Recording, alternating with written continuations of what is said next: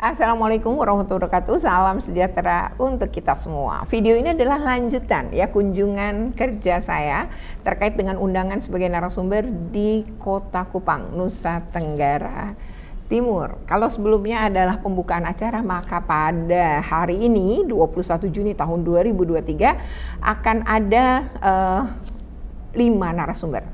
5 narasumber ini berbeda-beda mengisinya. Jadi narasumber pertama berbicara tentang perundungan. Ya, itu adalah Ibu Nuri, ya, Nuri. Kemudian yang kedua adalah saya sendiri. Saya akan berbicara tentang perundungan atau cyberbully. Jadi perundungan di dunia maya. Ya, kemudian yang ketiga adalah ini tentang disiplin positif yang akan disampaikan oleh Mbak Arika ya dari UNICEF. Nah, baru kemudian setelah istirahat ya ada 2 pembicara dari Puspeka berbicara tentang kekerasan seksual dan juga intoleransi ya. Jadi 5 nih. Nah, setelah seluruh narasumber maka dilanjutkan sore harinya adalah untuk diskusi kelompok rencana tindak lanjut. Nah, seperti apa? Video ini ikuti terus ya acara yang seru ini dan benar-benar luar biasanya nih para peserta yang semangat hingga acara berakhir. Oke, jangan lupa untuk di like, share, komen, dan subscribe. Bagi yang belum subscribe, segera subscribe untuk terus terupdate dengan video-video pendidikan dan anak.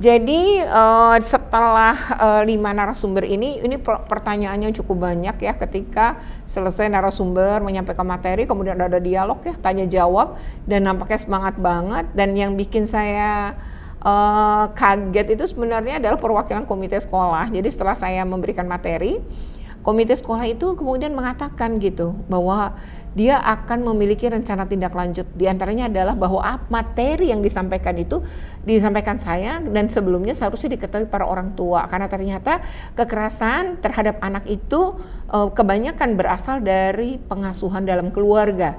Jadi berpendapat bahwa harus ada nih kegiatan berikutnya dengan para orang tua. Dan karena jarak yang jauh memisahkan kami, maka direncanakan secara daring, orang tua diundang ke sekolah secara daring, kemudian kita menjadi narasumber secara online. Saya rasa ini sesuatu yang patut diapresiasi.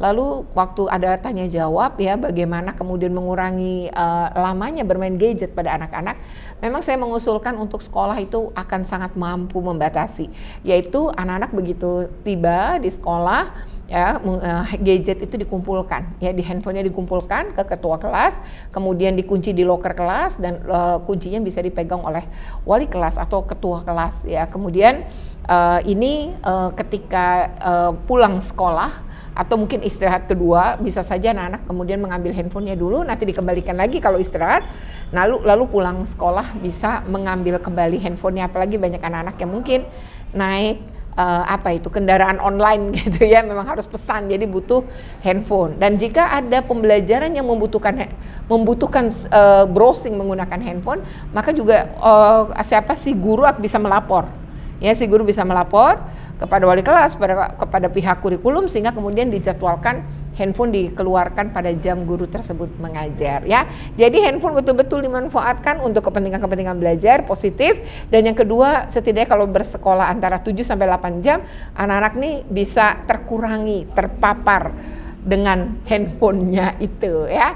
Menarik banget ya, semangat sekali mereka bahkan hingga akhir ya kita tidak melihat peserta yang bermalasan keluar gitu ya dari ruangan, nggak ada gitu. Jadi mereka betul-betul tertib, disiplin dan mengikuti acara dengan penuh antusias ya.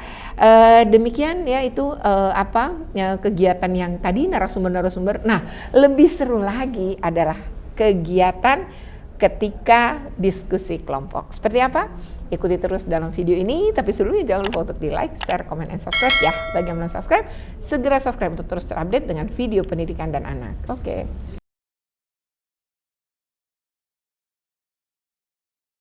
Pagernya kecil nanti bunyi, terus kita baca. Nah lalu berkembang, dulu sih analognya tuh telepon biasa ya. Tidak semua orang punya telepon di rumah. Lalu berkembang terus gitu ya, mulai dari jadul handphone segede bata sampai handphone setipis, tipis banget gitu. Jadi eranya, nah anak kita nggak ngalamin masa-masa kita.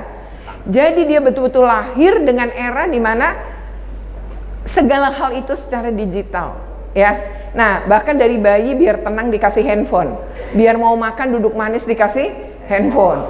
Nah apa sebenarnya dampaknya dari situasi seperti ini? Next ya, lanjut. Nah ini adalah data dari KPAI pada tahun 2021. Dari 2982 pengaduan, coba Bapak Ibu lihat yang paling bawah garisnya paling panjang. Kekhawatiran, depresi gitu ya, bahkan ada beberapa kasus yang kemarin baru saya tangani, itu dia sangat cemas untuk ke sekolah, untuk ketemu teman-teman. Akhirnya dia menolak sekolah, dia nggak mau berangkat sekolah gitu ya. Secara fisik perundungan kalau dia dilakukan secara fisik ini pun berdampak bagi kesehatan dan keamanan. Tadi salah satu anak yang saya ceritain masuk ICU 2 minggu itu Bapak, karena dia didorong temannya. Dan sekarang kondisi penglihatan dan pendengarannya jadi berdampak gitu. Belum lagi dampak secara sosial, interaksi dia sama orang lain, dia jadi gak percaya sama teman-temannya, dia jadi menarik diri gitu ya. Saya pikir gampang lah ya begitu. Nah pertanyaan yang belum bisa saya jawab sampai sekarang ketika dia bertanya, Mama, perkosa itu apa? Saya guru IPA, tapi sampai sekarang belum ketemu jawaban yang bisa saya kasih ke dia. Ketika perkosa itu bahasa sederhana yang terpikir di pikiran saya itu bagaimana mau menjelaskan ke anak usia 8 dan 10 tahun 2 alat kelamin dipertemukan secara paksa, susah Bu.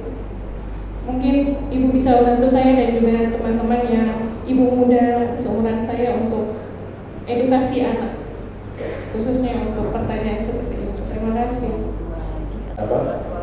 Kepala sekolah. Sebagai komite, saya melihat bahwa materi pertama sampai materi yang kedua ini sangat bagus. Dari tadi saya berpikir bagaimana peranan komite terhadap persoalan yang disampaikan oleh Ibu dan termasuk materi pertama tadi. Saya dengan kepala sekolah kami dua berdiskusi. Ini tugas berat. Menjadi kepala sekolah bagaimana mengatasi atau tindakan preventif terhadap persoalan ini, baik materi pertama maupun materi kedua. Kami dua berdiskusi di sini. Pak kepala sekolah bagaimana mengatasi kalau terjadi di sekolah. Kemudian bagaimana kalau terjadi murid dengan murid. Bagaimana kalau terjadi murid dengan guru. Bagaimana kalau terjadi guru dengan guru.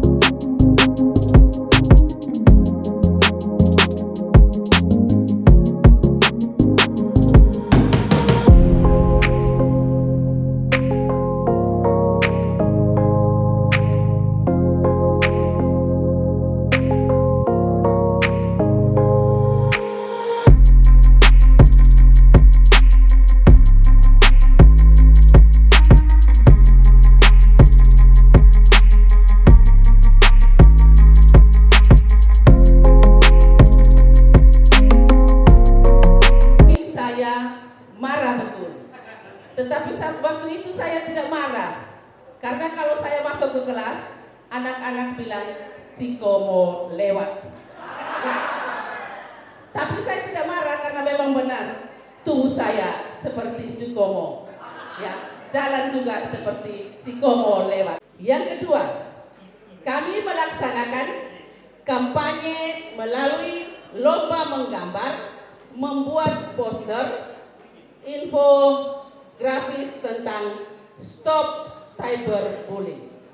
Dari hasil lomba ini, maka akan ditempel atau dipasang di lingkungan lembaga pendidikan kami. Yang berikut, kami menambah aturan atau untuk yel-yel ulang. Tadi saya melangkah dari sana, saya tidak mau yel-yel karena 1 menit. Tetapi karena diminta, kami menuruti. Kelompok Kamboja,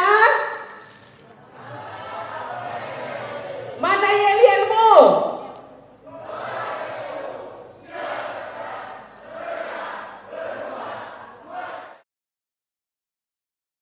Nah, berikutnya ini adalah diskusi kelompok. Nah, diskusi kelompok ini waduh berjalan seru. Mereka punya yel-yel dan mereka punya rencana masing-masing. Jadi dari 5 materi itu, mereka semua dipecah dalam 5 kelompok itu, masing-masing punya rencana terkait tadi perundungan, gimana mencegah dan menanganinya, kemudian disiplin positifnya seperti apa, kekerasan berbasis daringnya kayak apa, kekerasan seksualnya, maupun tadi intoleransi. Itu mereka membuat rencana tindak lanjut. Jadi masing-masing kelompok tuh satu aja dengan satu tema tadi. Nah, selanjutnya kemudian setelah itu mereka paparan. Tentu diwakili ya oleh salah satu orang dalam kelompok mereka. Nah, setelah paparan ini juga tentu berlangsung seru ya. Nah, setelah paparan, nah ini sebelum ditutup acara, ternyata ada kesan dan pesan dari para peserta. Nah, kesan dan pesannya apa? Ikuti terus saja videonya ya. Itu cukup menarik ya. Yang pasti mereka semua positif terhadap kegiatan ini. Nah, terakhir kegiatan barulah ditutup oleh Ibu Mega ya, sebagai perwakilan dari Direktorat SMP Kemendikbudristek, ditutup secara resmi ya malam itu, dan kemudian dilanjutkan makan malam bersama. Demikian ya video ini.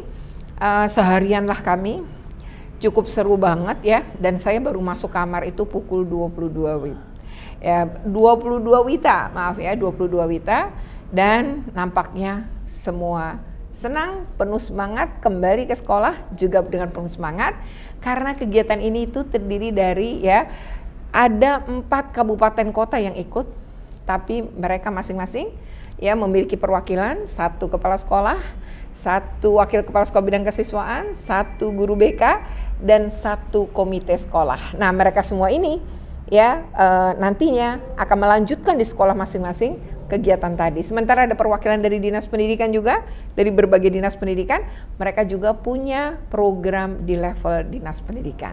Tentu ini kita berharap setelah kegiatan ini tidak stop, tapi setelah kegiatan ini mereka semua ini punya tanggung jawab untuk melaksanakan rencana tindak lanjut, mencegah dan menangani tindak kekerasan di satuan pendidikan. Stop kekerasan. Oke, demikian videonya. Terima kasih atas atensinya, tapi sebelumnya jangan lupa ya, jika bermanfaat nih ya, jangan lupa untuk di like, share, comment, and subscribe. Bagi yang belum subscribe, segera subscribe untuk terus terupdate dengan video-video pendidikan dan anak.